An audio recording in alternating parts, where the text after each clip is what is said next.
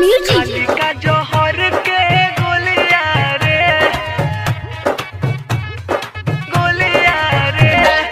DJ Kanchan Raj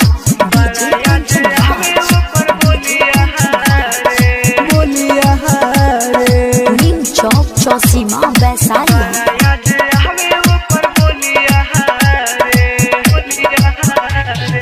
खाली का जोहर के गोलिया रे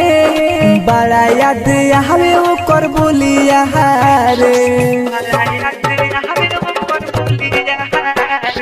खाली का जोहर के गोलिया रे बड़ा याद हमें ओकर बोलिया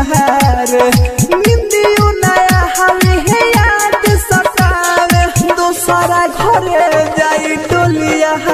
रे खाली का जोहर के गोलिया रे बड़ा याद हमें ओकर बोलिया रे म्यूजिक डायरेक्टर कंचन राज नीम चौक चौसीमा Vaishali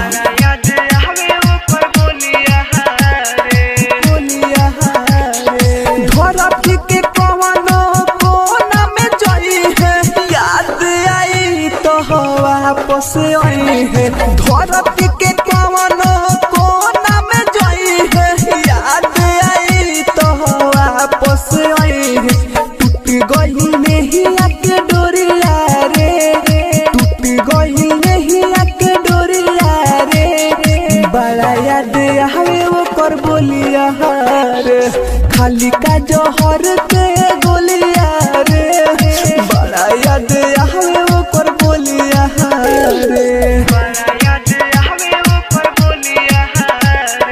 DJ Kanchan Raj DJ Kanchan Raj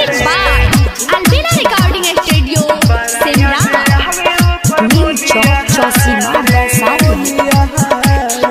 writer गुडू गोला देना से बताइनी प्यार लगे खाली नाम लगवाइनी राइटर गुडू गोला देना से बताइनी प्यार लगे खाली नाम लगवाइनी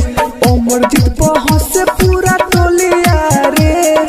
अमरजीत पहुँच से पूरा टोलिया रे बड़ा याद हमें ओकर बोलिया रे खाली का जोहर के